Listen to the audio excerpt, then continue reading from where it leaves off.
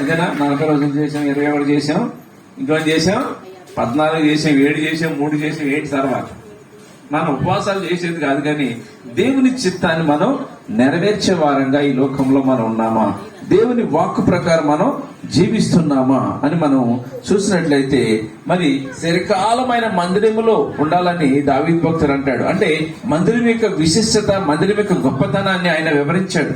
మరి చూడండి, మరి ఆనాడు ఇజ్రాయేలు ప్రజలకు రాజుగా దావీదు ఉన్నప్పుడు మందిరం ఉందా? ఇజ్రాయేల్ మీద మరి దెబ్బలాడి వారిని తీసుకుపోయాడు. అంటే స్థిరముగా ఒక మందిరం లేదు ఉండేది.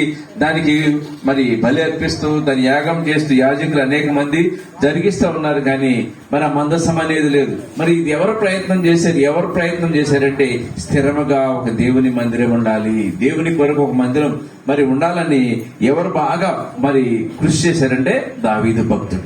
అందుకని అంటాడు కదా, మరి దావీదు భక్తుడు కృషి చేశాడు, కానీ కట్టింది ఎవరు? సలోమోను. మరి ఆయన కుమారుడు, మరి ఆయన కుమారుడైన మరి ఆయనకి మంచి జ్ఞానం ఇచ్చాడు, అంతేనా? జ్ఞానం ఇచ్చాడు. మరి ఆయన జ్ఞానం ఇచ్చడమే కాదు, మరి తండ్రి కూడా ఆయనకి తండ్రిలాగాను, తర్వాత ఆలోచన చెప్పే ఒక ఆలోచనకర్తగానే ఉన్నాడు. అన్ని సమకూర్చాడు. దేవుని మందిరం నిర్మించబడింది అనమాట. అందుకనే దావీదు అంత అంటాడు అనమాట, చిరకాలము నేను ఆయన మందిరములో నివాసం చేస్తాను. ఎక్కడ చేయాలి మనం? దేవుని మందిరములు.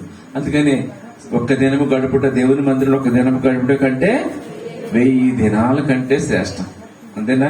1000 దినాలు అబ్రహాం బతికేయడము, లేదా అంతకంటే ముందు వారు బ్రతికేయడం, కానీ ఇప్పుడైతే అంతా మరి ఏజ్ లిమిట్స్ లేవు మనకి. కొంతకాలం ఎంత ఉన్నది మనకే తెలియదు. ఆ విధంగా మరి చిరకాలము ఆయన మందిరములో నివాసం చేస్తామంటున్నాం. మరి ఆయన ఏది మరి స్థిరమైంది కాదు భూమి మీద, ఎల్లప్పుడూ ఆయనకి కృతజ్ఞత కలిగి ఉండటమే మనం చేసుకునేది. చూడండి, కీర్తన 30:11 వచనంలో మనం చూసినట్లయితే, నా ప్రాణమా మౌనంగా నుండక నిన్ను కీర్తించినట్లు నా అంగలార్పను నీవు నాట్యముగా మార్చి ఉన్నావు. ఎందుకు ఆయన మందిరంలో నివాసం ఉండాలనుకుంటున్నాడు? తన ప్రాణంతో చెప్తున్నాడు. అదేనా? మరి 103వ కీర్తన కూడా తన ప్రాణంతో చెప్పాడు దావీదు భక్తుడు. మరి ఇక్కడ 30వ అధ్యాయంలో కూడా ఒక మాట చెప్తున్నాడు, నా ప్రాణమా మౌనంగా ఉండక నిన్ను కీర్తించినట్లు నా అంగలార్పను నీవు నాట్యముగా మార్చి ఉన్నావు. అందుకోసం ఆయన దేవుని మందిరంలో నివాసం ఉండాలనుకుంటున్నాడు. ఏం చేశాడు? అంగలార్పును ఏం చేశాడు? నాట్యంగా మార్చాడు. అంగలార్పు ఎలా చేస్తాం తెలుసా? అంగలార్పు అంటే ఎప్పుడు చేస్తాం మనం? చెప్పండి. అంగలార్పు ఎప్పుడు చేస్తాం? మన చుట్టూ పరిస్థితులు, బయటికి వెళ్ళలేని స్థితి, అవమానం, అపరాధి, అప్పుల బాధ, లేదా ఏదో రోగాలు, ఏదో పరిస్థితి మనల్ని ఎంటాడుతుంటది. అది అంగలార్పు. అంతేనా? కష్టం, చెప్పుకోలేని బాధ, ఎవరికి చెప్పుకోలేని బాధ ఎవరికి చెప్పగలం? దేవునికి మాత్రమే చెప్పుకోగలం. అలాంటప్పుడు అంగలారుస్తూ ఉంటాం. ఆ అంగలారుస్తున్నప్పుడు మరి దాన్ని దేవుడు ఏం చేశాడంట? నాట్యంగా మార్చాడు. నాట్యం అంటే ఎప్పుడు చేస్తాం? సంతోషంగా ఉన్నప్పుడు. ఏ బాధ లేదురా బాబు అన్నట్టు. అసలు ఏమి మనం ఈ లోకంలో మనం ఏది మరి మన ఇష్టానుసారంగా దేవుడు మన జీవితంలో ప్రతిరోజు జరిగిస్తున్న ఆశ్చర్య కార్యాలు, గొప్ప కార్యాలు బట్టి మనం ఇప్పుడు కూడా ఏం చేస్తా ఉంటాం? సంతోషిస్తాం, నాట్యం చేస్తాం. అంతేనా? నాట్యం అంటే మరి ఏ విధంగా నాట్యం చేస్తాం? ఇంకా అసలు అన్ని మర్చిపోతాం. ఎందుకంటే నా దేవుడు నాకు మేలు చేశాడు. దావీదు భక్తులు అన్నాడు కదా, మరి మనల్ని కూడా ఈ దావీదు గారి దాన్ని బట్టి డాన్సులు కూడా వేస్తున్నాడు అన్నాడు. ఏం డాన్స్ వేయకూడదు అంటే ఏమంటున్నారు?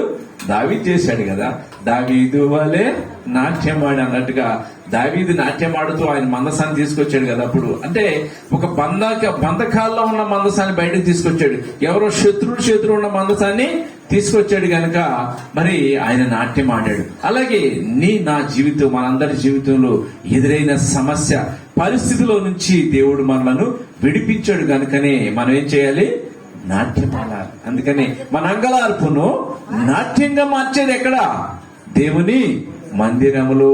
మన అంగలార్పు వినిపించేది, మన అంగలార్పు, మన ప్రార్థన విజ్ఞాపన దేవునికి చేరేది దేవుని మందిరం. అందుకని చిరకాలము ఆయన మందిరములో నేను నివాసం చేస్తాను. ఎవరి ఆశ అది?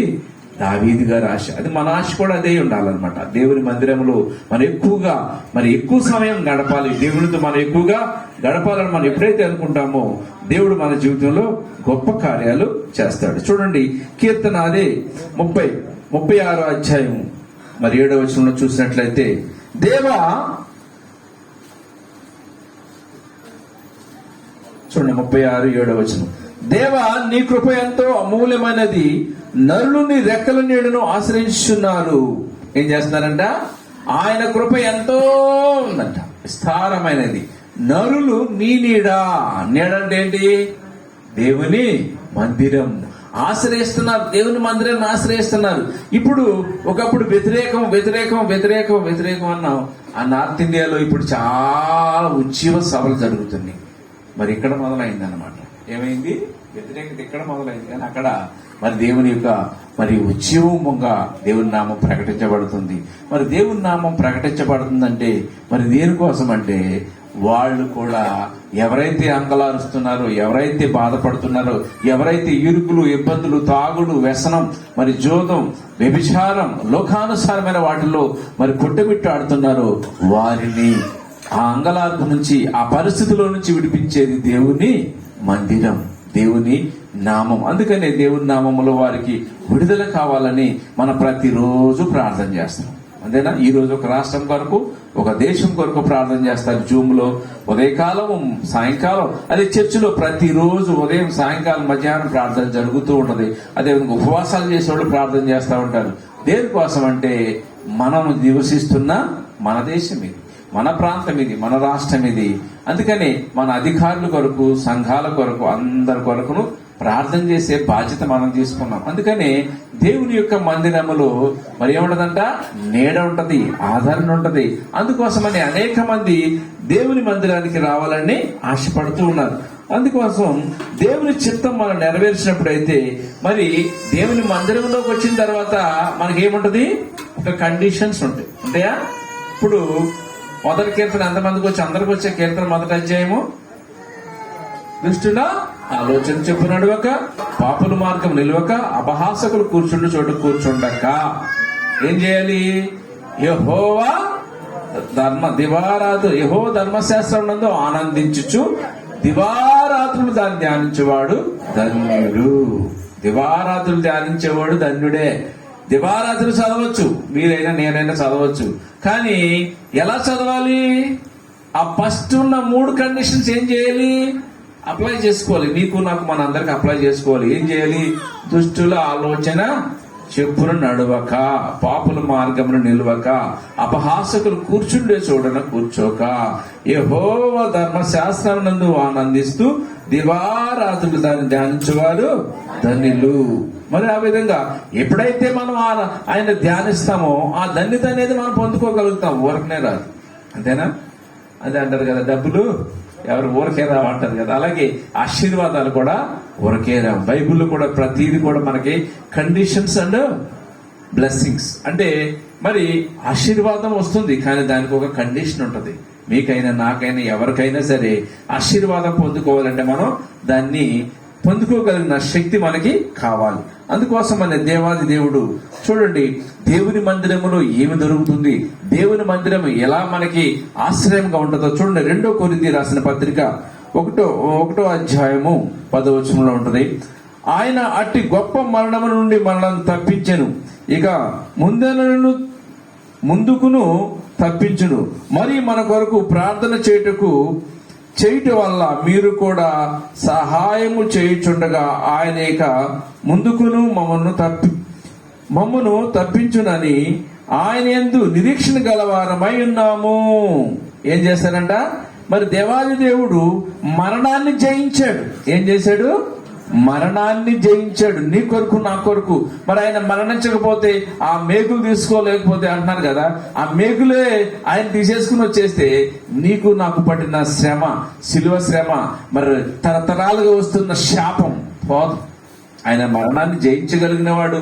మరణం ఆయనకి భయపడుతుంది, కానీ నీ కొరకు, నా కొరకు ఆయన మరణం అనుభవించాడు, మరణ శిక్ష పొందాడు. అందుకోసమని ఆయన మరణించి తిరిగి లేచినాడు గనుక, పునరుద్ధానుడు గనుక, మరి ఆయన సన్నిధిలో మనం ఎప్పుడైతే ఉంటామో, ఎప్పుడైతే ఆయనతో సహవాసం చేస్తామో, నీకు, నాకు మరణ భయం లేదు. ఈ లోకంలో ప్రతి ఒక్కటి భయం. దేనికి? అన్నిటికీ భయమే. ఈ లోకంలో బంధాలు అంతే ఉంటాయి కదా, అంతేనా? బంధాలు, బాంధవ్యాలు ఉంటాయి. మరి తల్లిదండ్రులుగా కొడుకులకు ప్రేమ, తల్లిదండ్రులు బాధ్యత. అదే కొడుకులు మళ్ళీ వాళ్ళు పెళ్లి చేసుకుంటే వాళ్ళ కుటుంబం, వాళ్ళ తర్వాత వాళ్ళ బిడ్డలు, ఇలాగా బంధాలు బాగా పెరుగుతూ ఉంటాయి. కొంత ఏజ్ వచ్చిన దాకా ఏమవుతుంది, 50+, 40+, 50+ వస్తే ఏమవుతారు, తాత మనవాళ్ళ బంధం, భార్యాభర్తల బంధం, తల్లిదండ్రులు తండ్రి కుమార బంధం, ఇలాగా బంధాలన్నీ ఉంటాయి. కానీ ఆఖరికి ఏ బంధం నిలుస్తుంది, దేవునితో సహవాసం మాత్రమే నిలుస్తుంది.